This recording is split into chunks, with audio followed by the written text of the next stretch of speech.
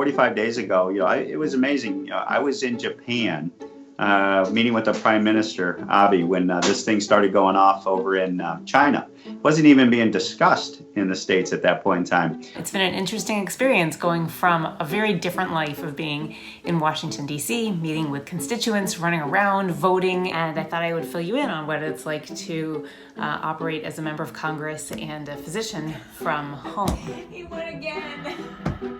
The information does change from day to day, and if you pulled a clip from me from a month ago, it just would not necessarily make sense. I just finished up my self-quarantine, because one of my colleagues tested positive. I don't know how, but I feel like I'm more busy than I have been since taking office in a lot of ways. We've got that Facebook Live today with one of the healthcare professionals. I think a lot of this is just how do we help people? How do we get information out there to make sure that people who are struggling with like unemployment or these small business loans, just trying to make sure that we're thinking about every aspect that's being impacted by this. It was a moment I walked into my kitchen and I looked at my wife and I'll be honest, I looked at her and I said, I'm scared.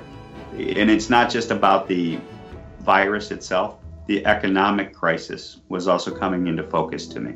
That coronavirus is going to have devastating economic outcomes for our country. So this morning started with an 8 o'clock call with the New Dems to talk about what was in this big $2 trillion package.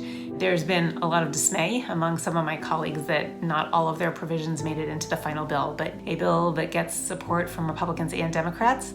It's not going to be perfect for either side, and that's probably the mark of a really good bill.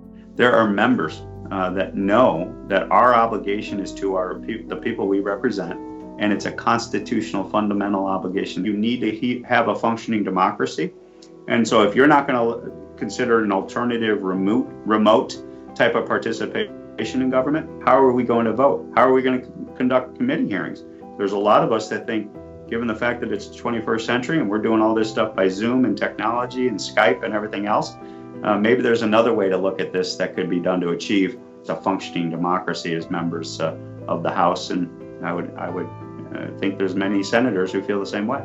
This is such a time of trying to figure out how do we connect with each other, even though we're not, we cannot be around each other. I've been thinking a lot about the people who have to live with the stress of going to work, and that includes our healthcare frontline, the folks who are keeping us fed.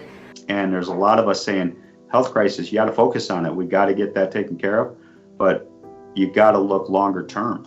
How are you gonna have these communities recover? I think it is so important for the American people to know that in a time of need, that Democrats and Republicans can come together and really do something helpful.